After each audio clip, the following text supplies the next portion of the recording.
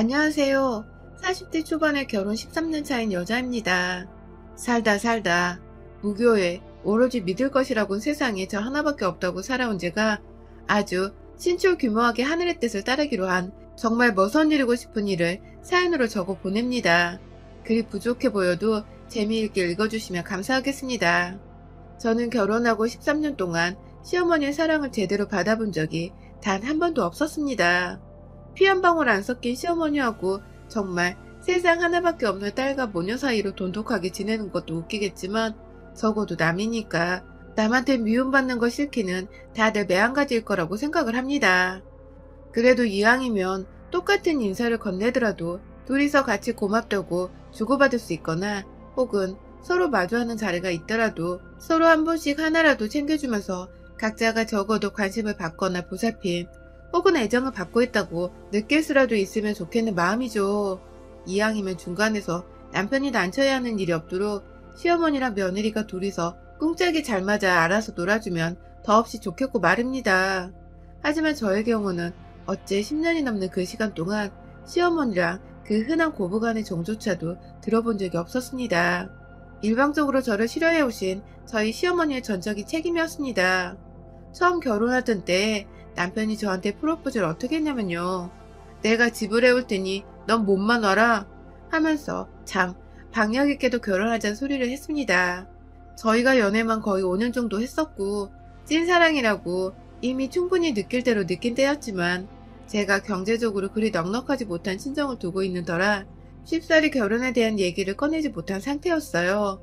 결혼을 하게 되면 적어도 신부가 예단이라든지 어른들 선물이라도 뭘 하나 사드려야 하는데 정말 당장에 10,000원짜리 가방 안에 사는 것조차도 저에겐 사치스러운 때였습니다.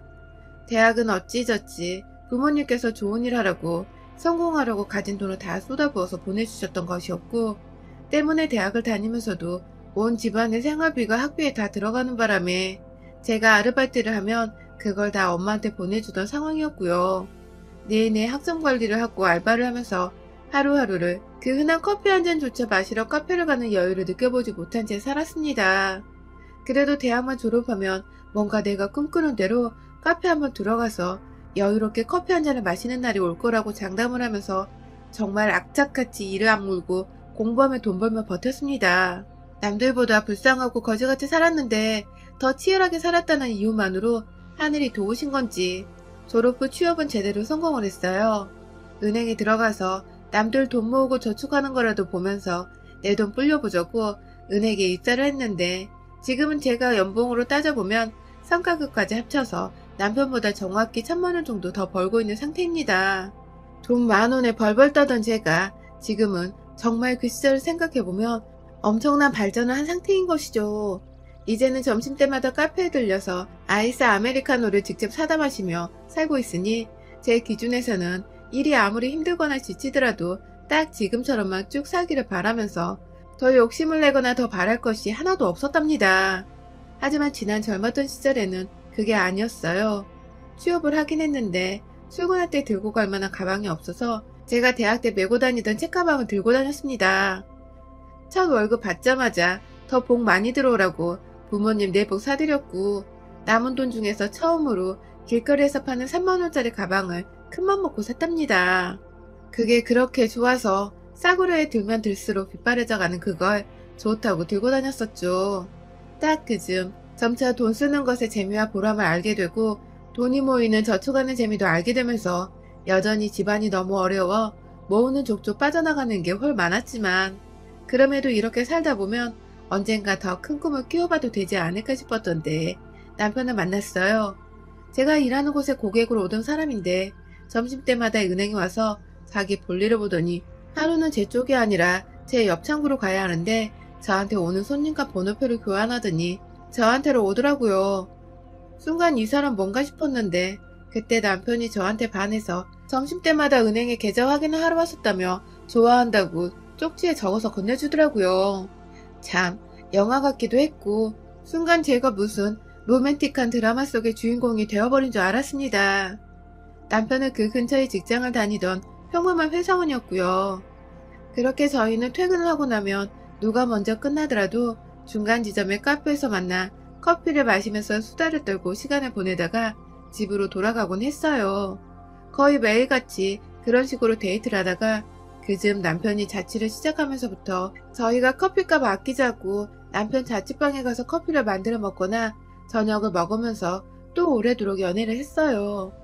남편과 살면서 계속해서 남편이 좋아져 갔지만 제 살림살이가 그닥 나아지지 않아서 결혼 얘기를 차마 먼저 꺼내보지도 못한 채 거의 우울한 마음으로 서로를 맞이해 가던데 남편은 프로포즈를 했고 빈손으로 와도 제가 좋다고 그만큼 잃고 싶지 않다고 먼저 결혼 얘기를 꺼내준 남편 앞에서 미안하고 고맙다고 펑펑 울면서 프로포즈를 받아들였어요. 하지만 돈 없이 결혼하겠다고 오는 며느리를 과연 어느 시부모님이 마냥 환영한다고 두 팔 벌려 안아주실까요? 시부모님은 남편에게 미리 저의 가정 형편에 대해서 전해 들으셨는지 처음 저희 부모님을 모시고 상견례 자리를 갔던 때부터 부모님의 얼굴을 하대하듯 스쳐 쳐다보시고 대화도 잘 나누려 하질 않으셨어요. 밥만 먹다가 결혼 준비 얘기가 나오면 그거 우리 돈 다 나가는 건데 사돈이 알아서 뭐하게요? 라는 말까지 하시면서 저희 엄마 무안을 주시는 바람에 남편과 제가 참 당황하기도 했고 전 솔직히 남편에 대한 사랑이고 뭐고 그 자리에서 박차고 일어서라 했습니다. 내가 돈이 없으면 없지 이런 취급을 받아가며 대감집에 팔려가듯 결혼을 해야 하나 싶어서 엄마 아빠한테도 참 미안하고 서럽더라고요. 그런데 예상치 못한 전개가 흘렀습니다. 시아버지가 돌아가신 겁니다. 한순간에 아버지를 잃은 남편도 그렇고 시어머니도 그렇고 한동안 결혼 얘기를 입 밖으로 꺼내기도 힘들 만큼 모두가 정신없이 힘들었습니다. 그리고 힘들어한 남편은 저에게 더 많이 의지를 하게 되었고 모든 게 조금씩 정상으로 돌아가기 시작하던 때에 저희는 결혼을 하게 되었어요. 시어머니도 남편마저 떠난 마당에 혼자서 저에 대해 싫다고 마냥 미룰 수가 없으셨는지 결혼에 대해 그냥 해버려 하면서 덜컥 승낙을 해버리셨습니다. 어떻게 보면 저희 두 사람은 정말 100% 마음에서 우러난 시어머니의 허락을 받은 게 아니었던 것이죠. 그리고 그 후유증 혹은 불안감은 결혼 생활을 시작하면서 드러났습니다. 시어머니께서는 시아버지가 돌아가신 것이 전적으로 저에게 책임이 있다고 밥 먹듯이 말씀을 하셨습니다. 결혼식장에서도 시작하고 나서야 나타나셨던 시어머니. 결혼식이 끝나고 둘이서 신혼여행을 다녀온 후 인사를 드리러 갔던 날에 시어머니는 밥 생각이 없다고 저희를 그냥 돌려보내셨습니다. 저희가 당시 남편이 혼자 살고 있던 집에서 신혼집을 차리고서 가까이 있던 회사로 출퇴근을 쉽게 하고 있었는데요. 전화를 드리면 어머님이 바쁘다고 피하거나 만나는 것 자체를 거부하는 바람에 제가 남편과 함께 금요일 저녁이 되자마자 시댁으로 간 적이 있었어요.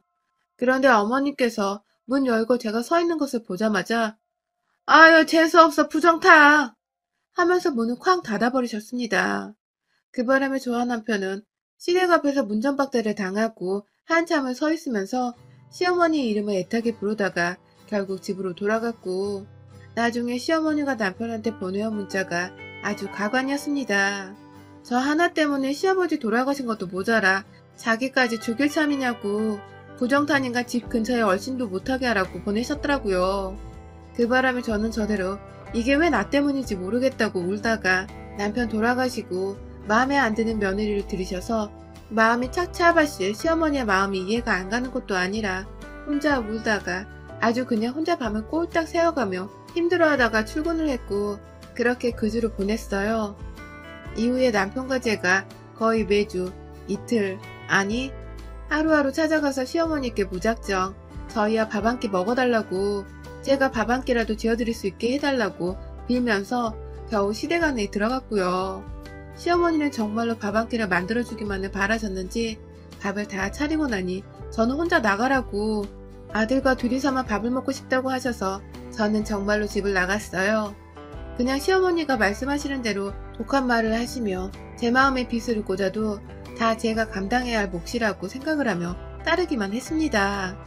직장 생활을 하느라 힘들었는데도 틈만 나면 시어머니의 마음을 어떻게든 열어보려고 참 부단히도 시댁 문턱을 넘나들며 찬바람 쌩쌩 불고 마음껏 무시하는 걸 다 받아들이고 참았습니다. 제가 시어머니와 처음으로 한 공간에 오래도록 있어본 것은 다름 아닌 그로부터 2년 후 제가 아들을 낳고 난 후였습니다. 아이가 태어나면서 시어머니는 그래도 손주가 보고 싶으셨는지 병원까지 찾아와서 아이를 직접 안아보기까지 하셨어요. 아이가 제 눈에 봐도 남편을 참 많이 닮았었는데 그게 그렇게 좋으셨는지 처음 보는 애교를 부르시면서까지 아이에게 한없이 다정한 할머니시더라고요. 제 딴에는 내 아이가 복덩이구나 싶어서 아이를 계기로 시어머니와 좀 더 가까워지고자 결심을 했는데 아쉽게도 그러지 못했습니다. 여전히 시어머니는 남편 혹은 저희 아들만 보면 좋아를 하셨을 뿐 그 후에 제가 2년 차이로 딸아이도 낳았는데요. 딸아이는 병원에 오시지도 않았고 심지어 어머니 집에 가도 딸아이는 한번 안아보지를 않으셨죠. 제가 싫어서 제 딸아이까지 싫어한다는 것을 제가 누구보다 잘 알고 있었고 아이들과 남편도 차별을 느꼈는지 시댁에 가는 걸 굉장히 불편해했지만 저는 적어도 결혼하고 10년을 노력하고 아이들을 할머니에게 보여드리고 하면 없던 정도 생기시지 않을까 싶어서 해마다 명절은 물론이고 어머님 생신, 아버님 기일 등 주기적으로 시댁을 찾았어요. 하지만 해가 지날수록 어머님의 차별은 더욱 심해져 갔습니다. 급기야 그냥 데려오지 말라는데도 꾸역꾸역 저와 딸아이를 데리고 온다면서 남편을 향해서 욕을 한 바가지 했다가 저희 아들한테 너네 엄마가 사람도 죽이는 부정덩어리야 하면서 제 흉을 보셨고 그 바람에 남편이 애 데리고 뭐하는 짓이냐며 아들을 데리고 나가려다가 시어머니가 아들을 막 붙잡는 바람에 중간에서 애가 겁을 된통 먹고서는 한동안 시댁에 가는 걸 겁나했던 적도 있었습니다. 시어머니 하시는 꼴을 보니 아이들을 더 이상 데리고 가면 안 될 것 같아서 저도 그때부터 애들 생각하며 발길을 끊으려고 했는데 또 그러면 시어머니는 전화가 와서는 왜 손주 안 보여주냐면서 네가 나한테서 아들도 모자라 손주도 뺏어가려 하냐면서 부정타는 년이라고 막말을 한참 해대시는 바람에 그게 또 겁난다며 저는 쪼르륵 애들 데리고 달려가곤 했었습니다. 그러다 나중에는 아예 딸내미는 시댁에 데려가지도 않았어요. 차라리 아이에게 엄마 욕하는 험악한 할머니의 모습을 보여주지 않는 것이 안 데려가서 서운해하는 것보다 훨 정서적인 면에서 나으니까요. 한 번은 저희 딸아이가 초등학교에 입학하기 전 저 없는 사이에 애 아빠랑 오빠 손잡고서 할머니 집을 따라간 적이 있었는데요. 남편은 제가 없으면 그래도 어머님이 순수하게 아이를 받아들이실 줄 알고서 자기 딴에는 계획적으로 접근을 해본 것이었는데 집에 들어가자마자 어머님이 저희 딸을 그냥 빤히 아주 빤히 쳐다만 보셨더랍니다. 저희 아들이 뭔가 이상하다며 할머니 왜 그렇게 내 동생을 쳐다봐요? 하고 물어보니까 저거 속에 귀신이 쳐들어갔는지 안 들어갔는지 확인을 해야 한다면서 절대 귀신이랑은 눈싸움으로 지면 안 되는 거라며 애를 그냥 무섭도록 귀신 얘기를 자꾸만 해드시면서 노려보셨다더군요. 그로 인해 저희 딸이 지 몸에 귀신 들어간 거 아니냐면서 오빠를 붙잡고 남편을 붙잡고 울고 불고 난리가 났고 아들도 동생 우는 거 보고서 왜 할머니는 내 동생한테 귀신 얘기를 하냐면서 얼싸안고 울고 진짜 눈물 없이 볼 수 없는 광경이었다더군요. 남편이 겨우 그 상황에서 애들을 데리고 시댁을 나오면서 상황은 일단락이 되었고 집에 오자마자 아들이 할머니하고 있었던 일을 다 설명해 주느라 저는 상황을 전해 듣게 되었고요. 남편이랑은 그날 정말 치고받고만 않았을 뿐 죽이겠다는 심정으로 싸웠네요. 왜 나 하나 때문에 우리 딸이 애 취급도 못 받고 귀신 취급을 받고 있냐면서 당신은 당신 딸이 그런 취급받는 걸 도망치는 걸로만 해결을 하냐면서 따지기도 했고 이렇게 힘들고 사람 취급 못 받고 살 줄 알았으면 나 그냥 애초에 결혼을 안 했을 거라며 지금 나 혼자 벌어먹고 살아도 잘 살 수 있었을 텐데 왜 내가 이 고생을 하냐며 마음에도 없는 소리를 남편한테 해대면서 남편 가슴에 붓을 박았습니다. 그렇게라도 하지 않으면 시어머니가 하는 말과 행동들이 너무 당연시 여겨질 것만 같아서 제가 어떻게든 그 짓을 남편한테 따져야 했습니다. 그때부터는 제가 아예 지친다면서 시댁으로 발길을 완전히 끊어버렸고 저희 딸과 아들이 누구보다 그걸 좋아라 했습니다. 남편은 자식된 도리는 해야 하지 않겠냐며 혼자서 명절 때만 잠깐 시댁을 왔다 갔다만 하는 정도였고요. 그런데요, 참 이게 코로나로 사람 심리가 뒤바뀐 것인지 갈 수 있을 땐 그렇게 오지 말라고 하더니 정부에서 가지 말라고 해서 정말 못 가는 상황이 되어버리니 왜 안 오니? 하면서 저희를 찾더라고요. 시어머니가 말입니다. 처음엔 당연히 남편하고 아들만 찾는 건 줄 알고 남편한테 아들이라도 데리고 다녀오라고 했는데 남편의 말로는 시어머니가 저희를 다 같이 불렀다고 하시더라고요. 이게 무슨 일인가 싶어서 이제서야 드디어 마음속에 있던 저에 대한 앙금이 풀리셨나 싶어서 정말 너무너무 기쁘고 들떴습니다. 그 오랜 시간을 모진 말을 들어가며 부정타는 취급, 사람 아닌 취급을 당했었는데도 시어머니의 오라는 말 한마디에 모든 앙금이 사르르 녹아버리더군요. 그래서 이번에 시댁에 갔습니다. 같은 서울 땅이라 뭐 어디 이동하고 말 것도 없이 그냥 드라이브 겸 차로 조금 움직이며 금세 도착하는 거리였습니다. 그렇게 도착을 해서 딸아이 손은 일부러 아빠가 잡게 하고 저는 아들 손을 꼭 잡고 넷이서 설렌다면 다같이 애마냥 좋아라 시댁문을 열고 들어가는데 전 분명히 봤어요. 시어머니가 남편 손에 잡힌 딸내미를 보더니 표정이 똥 씹은 것 마냥 뚱해져서는 급기야 너 왜 애를 데려? 라고 말씀을 하시다가 뒤에서 나타난 저를 보더니 까고 있던 귤껍질을 저희 쪽으로 던지시면서 나가 부정타 이것들아! 황무당이라도 불러서 구판이라도 해야 저것들이 안 오지! 하며 소리를 지르신 겁니다. 급기야 어머님은 제 속에서 낳은 딸내미가 이미 집안에 들어와 있자 그게 불결하다면서 부엌에서 소금 한 바가지를 퍼다가 그 어린애 몸으로 쫙쫙 뿌려버리셨습니다.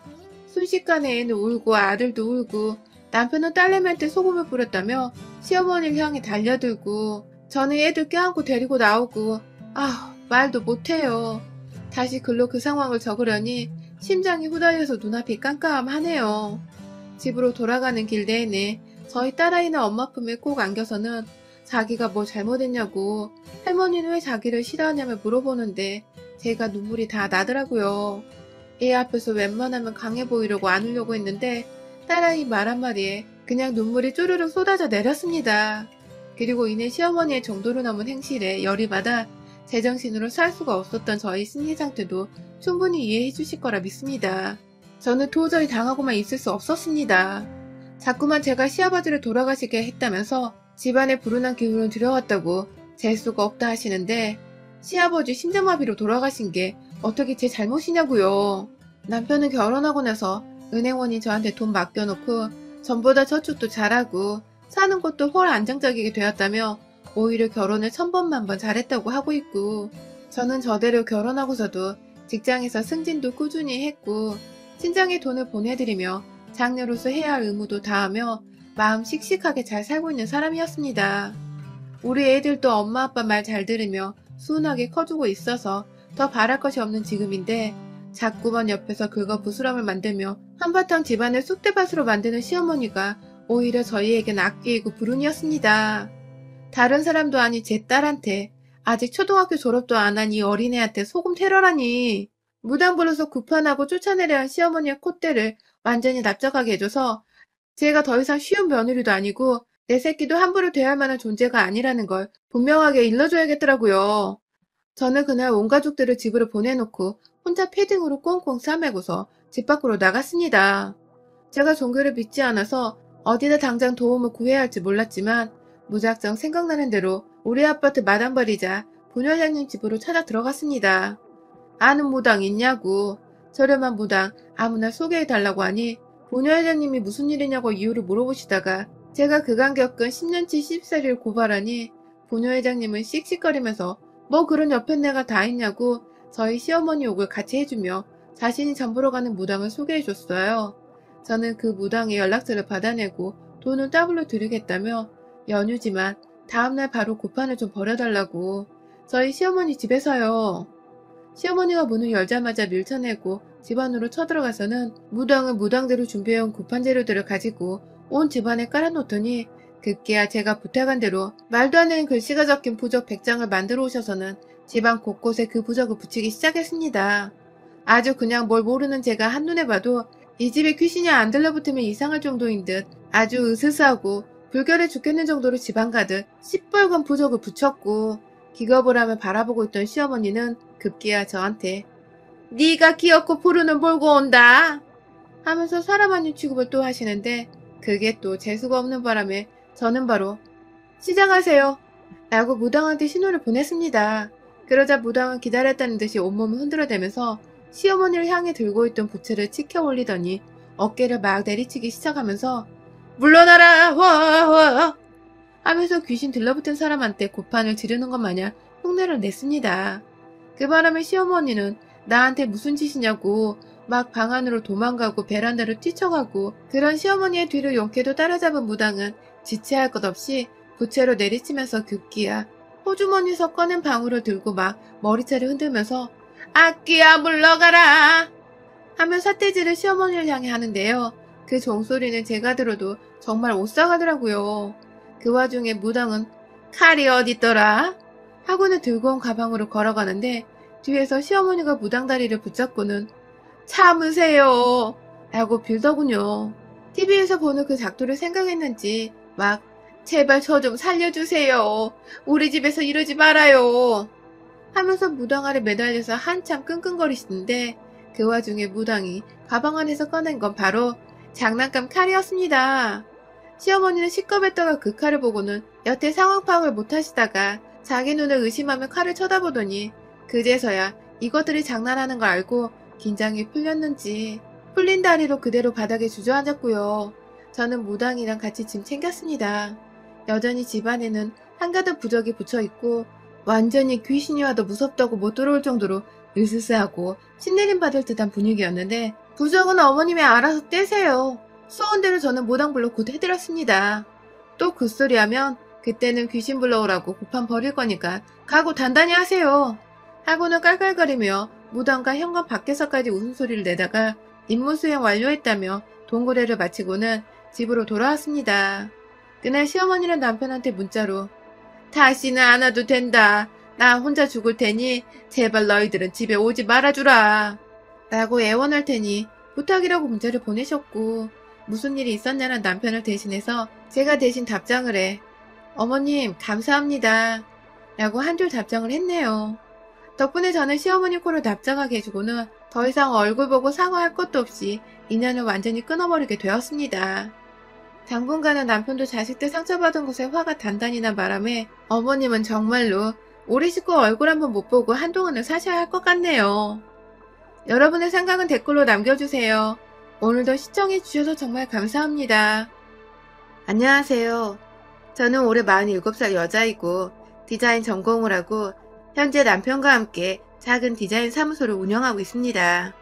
다행히 일거리는 코로나를 겪으면서도 꾸준히 평소대로 차질 없이 들어왔고 현재 남편과는 업무 분담을 칼같이 하는지라 저는 그냥 월급만 받고만 하는 정도이지만 사업은 잘 돼가는 듯 해요. 저희 딸도 저희 부부와 마찬가지로 디자인을 전공하여 작년에 대학에 들어갔고 앞으로도 딸이 원한다면 함께 일할 의향이 있어서 딸과 함께 돈을 번다는 기대로 부풀어 사는 평범한 아줌마입니다. 딸과의 관계가 애틋한 만큼 저 또한 저희 엄마와의 모녀 관계가 애틋한 편이었습니다. 제가 여기서 과거형으로 언급한 이유는 다름 아닌 저희 어머니께서 1년 전에 지병으로 돌아가셨기 때문이에요. 제 아무리 어릴 적에 사소한 것으로 엄마한테 대들었고 싸우기도 정말 말도 안 되게 많이 싸우면서 마음에 금이 가고 상처를 받은 적도 많았지만 그럼에도 저희 엄마는 평생을 제 옆에서 함께 오래도록 살아주면서 저와 이렇게 알콩달콩 싸우기도 하고 화해도 하면서 돈독한 모녀관계를 이어가 주실 줄 알았습니다. 감히 다른 지인들이 돌아가시거나 친구가 부모님을 다 여의었을 때도 저만큼은 미련하게 우리 부모님은 다 내가 검은 머리가 팥불이 되는 때까지 곁에 함께 있어 주실 거라는 걸 당연스럽게 생각을 했습니다. 무슨 자신감이었는지 엄마가 가끔씩 두통이 너무 심하다고 알아 누우실 때에도 몸 안에 피가 모자란데 생리 때마다 피를 내뱉으니 더 어지러운 거라며 그만 투덜대라는 닥달을 했고 엄마가 폐경을 겪으실 때에도 감히 폐경이 다가온 줄도 모른 채 그냥 엄마가 왜 저렇게 민감하시고 얼굴을 붉히시나 싶어서 제가 기분 좀 풀고 살라면서 엄마한테 억지로 밖에 나가보라 그러고 억지로 운동을 하라고 밖으로 실제 내보내기도 했습니다. 뭘 몰랐던 것 치고는 너무 무지했고 무식했고 무관심으로 일관했던 저였어요. 큰딸이라고 저를 늘 친구처럼 대하려 하셨지만 성격이 너무 반대여서 부딪히기도 자주 부딪혔던 엄마는 저를 키우기가 너무 힘들고 벅찼다는 말씀을 많이 하셨지만 그 얘기를 들을 때마다 엄마한테 미안하기도 하고 제가 상처받은 것들이 먼저 생각난 바람에 엄마도 잘못했었어 라는 말들을 던져가면서 엄마의 가슴에 비스도 여러 번 꽂았습니다.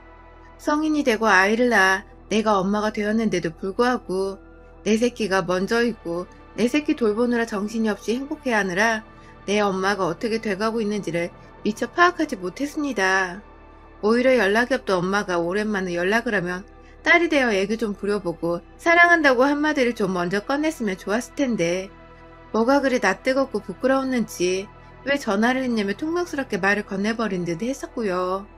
엄마가 보고 싶다고 집에 한번 아이를 데리고 놀러 오라며 부탁을 하셔도 당장의 일이 너무 바쁘고 돈 버느라 정신이 없었던 나머지 다음에 라고 약속을 미루고 반복하면서 엄마 얼굴을 1년에 2번 어쩔 땐 한 번 정도 보면서 참 남들보다 못하게 지냈어요.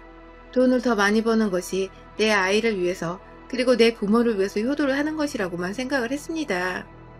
남편과 일을 시작하면서 점점 더 일이 많아지고 힘들기도 많이 힘들었지만 그만큼 돈이 더 벌리니까 더 기분이 좋았고 그렇게 번 돈으로 우리 딸뿐만 아니라 저희 엄마 아빠도 근사한 크루즈 여행이라도 보내드리면서 호강을 시켜드릴 상상에 늘 행복했습니다.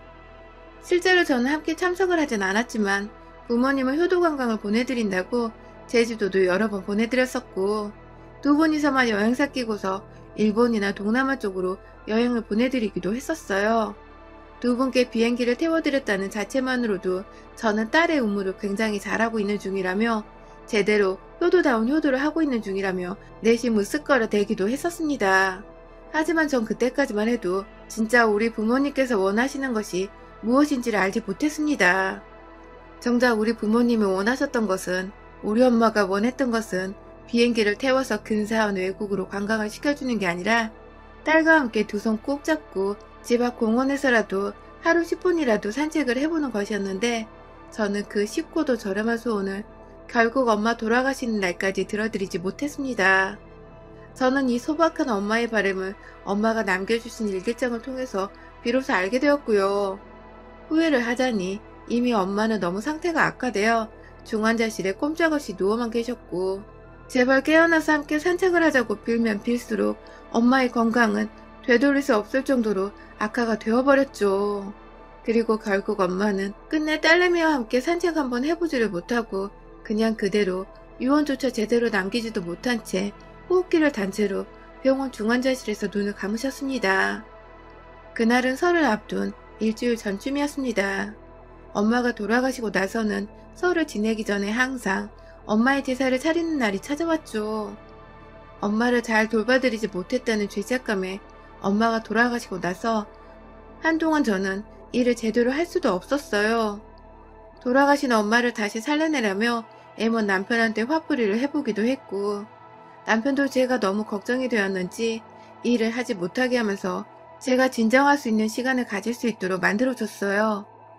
엄마 때문에 정신이 말이 아니게 혼란스러웠을 텐데도 딸내미는 수험 생활을 잘 견뎌줬고 저도 빠른 시간은 아니었지만 최대한 마음 추스리고서 일상으로 되돌아올 수 있었습니다. 산 사람은 어떻게든 사라진다고 하더니 정말 그렇게 엄마 없는 세상에 익숙해져가는 제 자신이 가끔 정말 원망스럽기도 했지만 저 때문에 더 힘들어하는 아빠를 보니 저도 더 이상 울기만 할 수가 없더라고요. 그렇게 엄마가 돌아가신 해에 저는 당연히 시댁도 가지 못했고요. 다만 제가 경황이 너무 없어서 잘 몰랐는데 저희 엄마 상 치르는 동안에 저희 시댁에서 아무도 찾아오지를 않으셨더라고요. 제가 울다 지쳐서 잠시 눈을 붙였을 때라도 다녀가신 줄 알았더니 나중에 알게 된 건 저희 시부모님이 아무도 저희 엄마 장례식에 오지를 않았어요. 이 사실을 정말 몇 달이 지나고서야 우연히 저희 외삼촌께서 친정에 다 같이 모여 술을 마시다가 경우가 없는 분들이다 라며 말씀을 해주셔서 알게 되었고 그제서야 남편도 저한테 이씨쭈꾸를 하더라고요.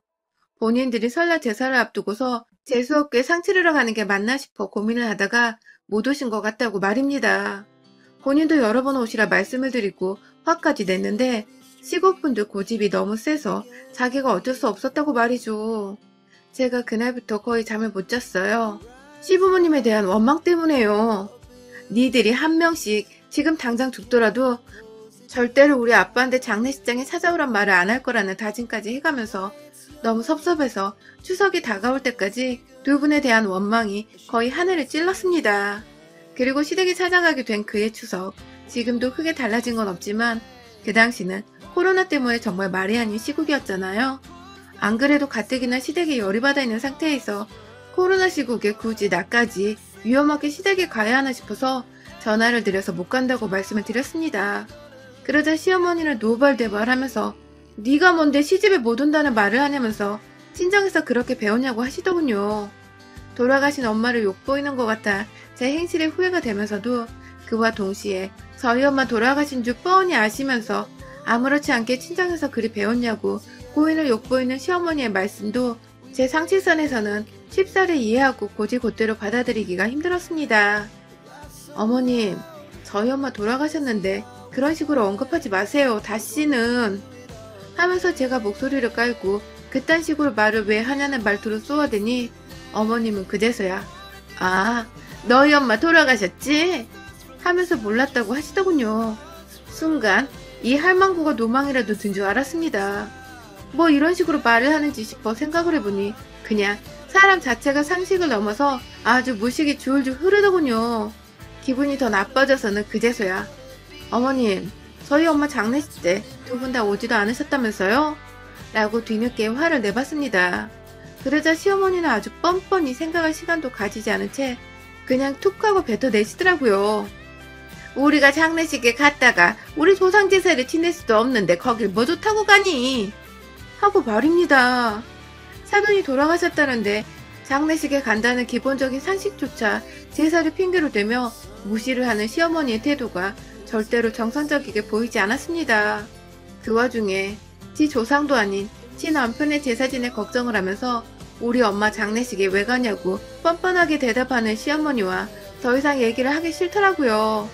그래서 그냥 저도 이 시국에 위험하게 시댁에 가서 제사를 왜 지내냐면서 추석엔 시댁에 안 간다는 말을 한 채 전화를 끊어버렸습니다. 그날부터 추석까지 시부모님은 번갈아 가면서 저희 남편한테 전화를 해댔어요. 이번 추석에 정말 안 오면 자식이고 뭐고 인연을 다 끊어버리겠다는 소리를 해대면서 반드시 추석에 집에 오라고 하셨으나 제가 끝까지 안 간다고 남편한테 확실하게 경고의 목소리로 날렸고 정 난감하면 너 혼자 다녀오라고 해서 남편이 결국은 혼자 시댁에 가긴 했습니다. 집에서 부모님이 번갈아 가며 오라고 닥달을 하는 걸 남편은 차마 무시할 수 없었나 보더라고요. 뭐 저도 억지로 천류는 맞고 싶지 않았기 때문에 시댁에 간다는 남편을 굳이 가지 말라고 말리지는 않았습니다.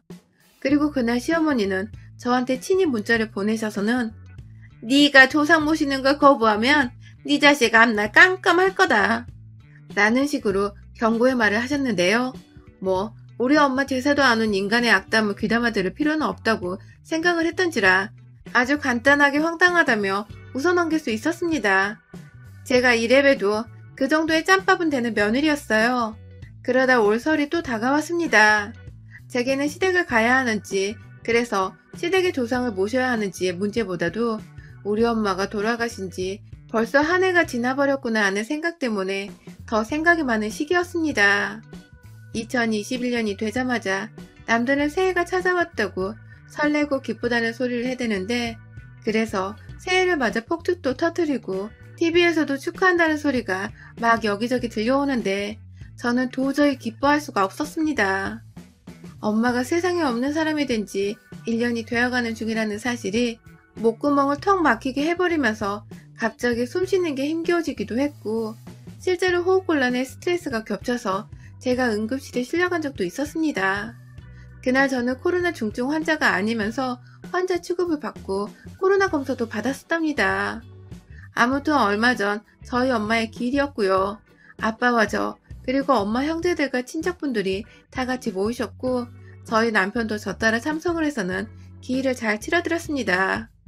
제사상에 올리는 게 맞는지 잘 모르겠지만 엄마가 좋아하시는 미역국도 끓였고 엄마가 좋아하시는 수정과도 집에서 전날 정성스럽게 만들어서는 상에다 올려드렸어요.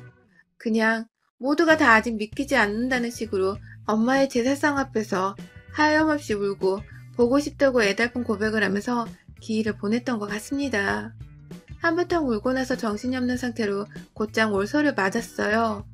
남편이 작년에 안 갔으니 올해는 그래도 얼굴이라도 비추며 인사는 드려야 하지 않겠냐고. 자기도 자기 부모님이 그렇게 인사도 제대로 못 받으신 채 한순간에 떠나버리시면 너무 슬플 것 같다면서 저한테 애원을 하는데 제 감정이 입이 되어 남편을 너무나도 잘 이해하겠더라고요. 그래서 저한테 막말을 했던 시어머니의 진상 떨던 모습을 까마득히 잊은 채 시댁에 가고자 나름의 준비를 했습니다. 일단은 그간 해왔던 것처럼 미리 시어머니께 전화를 드려서 이번에 뭘 챙겨가야 하냐고 뭘 미리 만들어가면 좋을지 연락을 드리려고 했어요. 보통은 과일을 제가 싱싱하게 제 사전에 사가는 편이지만 시어머니가 본인 스케줄과 기분에 따라서 만들고 싶은 음식을 미리 만들어 놓는 바람에 제가 미리 연락을 드려야 일을 분담하기가 편했습니다. 그리고 오랜만에 전화를 드리며 이번 설에는 남편과 함께 갈 예정이라고 말을 하니 시어머니는 네 자식은 아직 앞날이 멀쩡하니? 하면서 대답을 하셨습니다.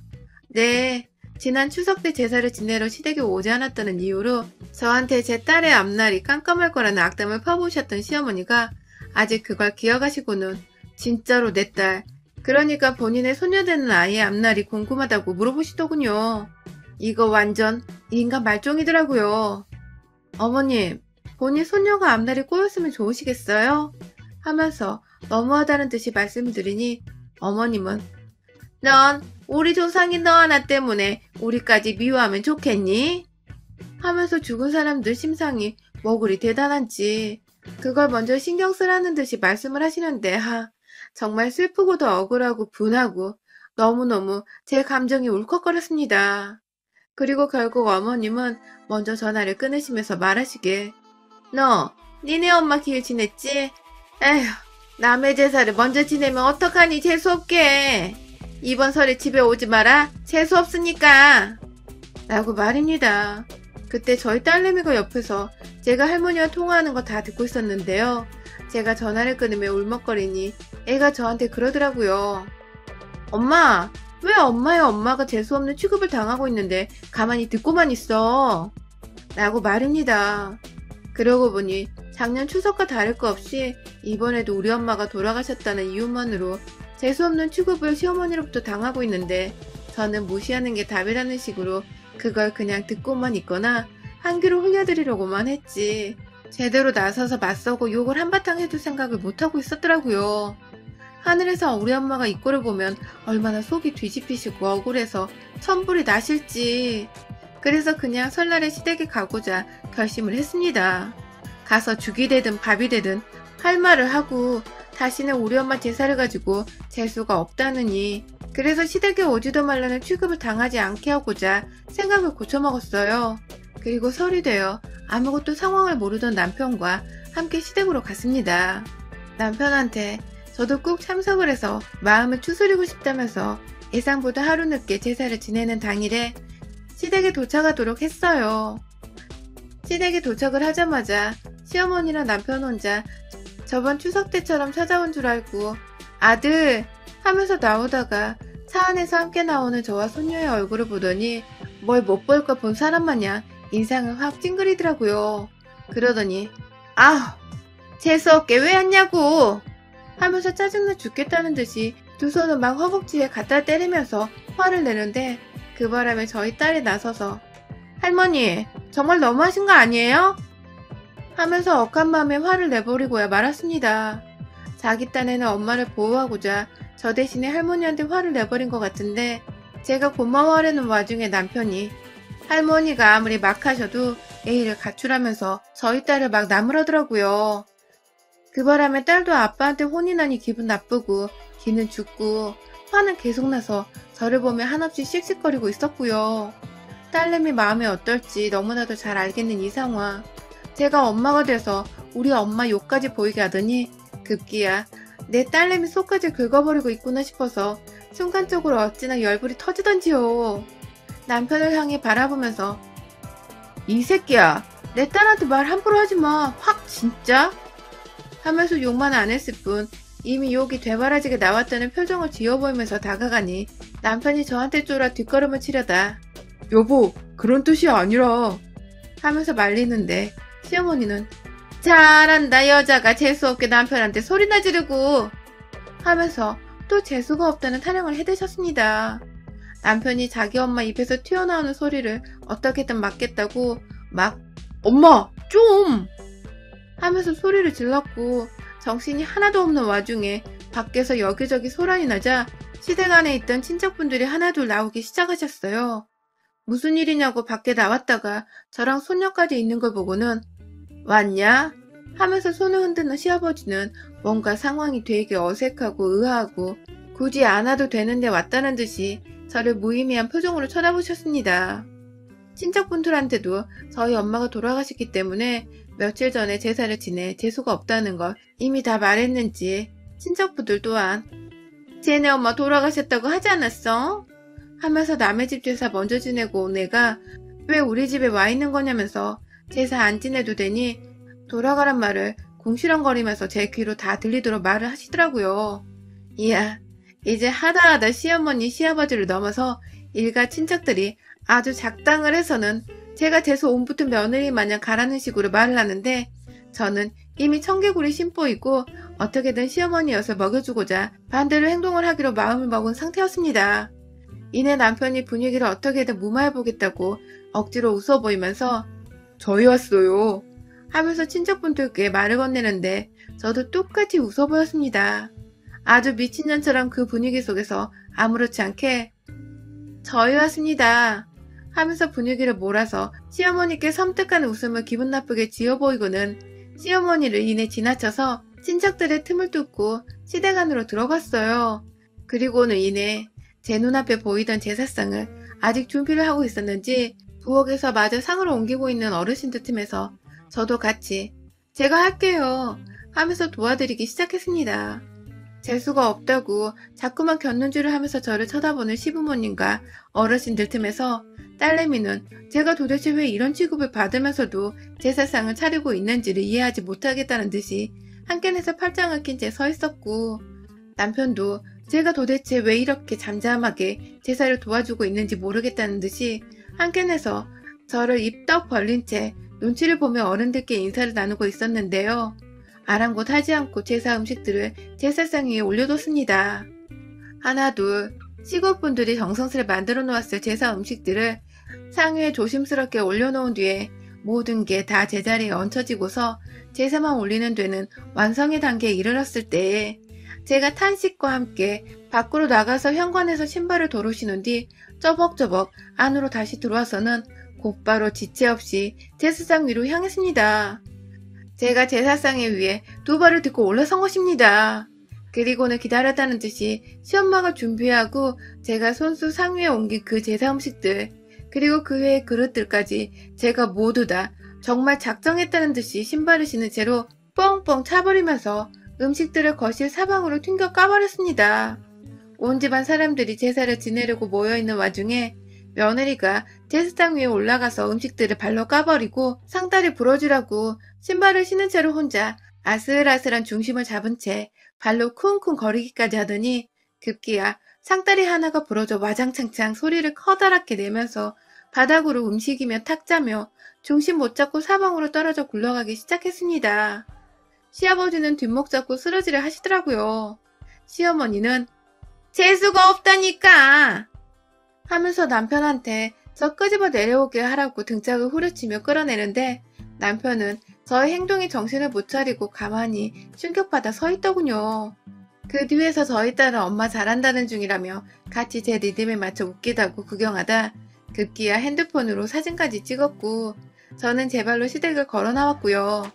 시어머니한테는 재수없는 며느리는 이만 퇴장합니다. 앞으로 다시는 당신네 조상 제사는 안 지낼 테니 추석에도 며느리 없이 제사 지내세요. 라는 말씀을 건네드렸고요. 이내 저희 친정엄마를 이 상황에서 제대로 기려보고자 이제야 저희 엄마가 하늘에서 마음 편히 저 잘했다고 칭찬해 주실 것 같네요.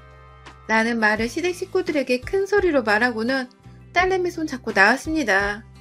죄송하다고 연신 인사를 드리던 남편은 저한테 차키를 뺏긴 채 이대로 정말 떠날 거냐고 하소연을 하듯 매달렸지만 너도 그런 식으로 마누라 챙길 거라면 나랑 차라리 이혼하고 너 혼자 네 조상 깔끔하게 모시라며 욕을 한 바가지 해버리니 그럴 일은 없다면서 자기가 운전석으로 가서 차를 몰겠다고 하더군요.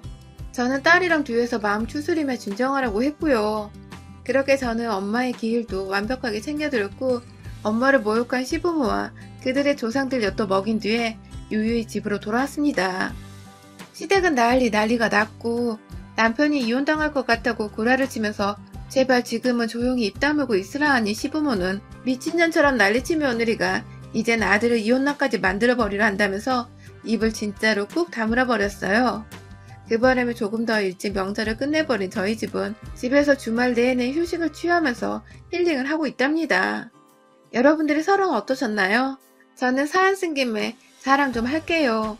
저희 설은 이번에도 그렇고 앞으로도 그렇고 쭉 이렇게 힐링한 채 집에서 가만히 지내면 쉴 것 같아요.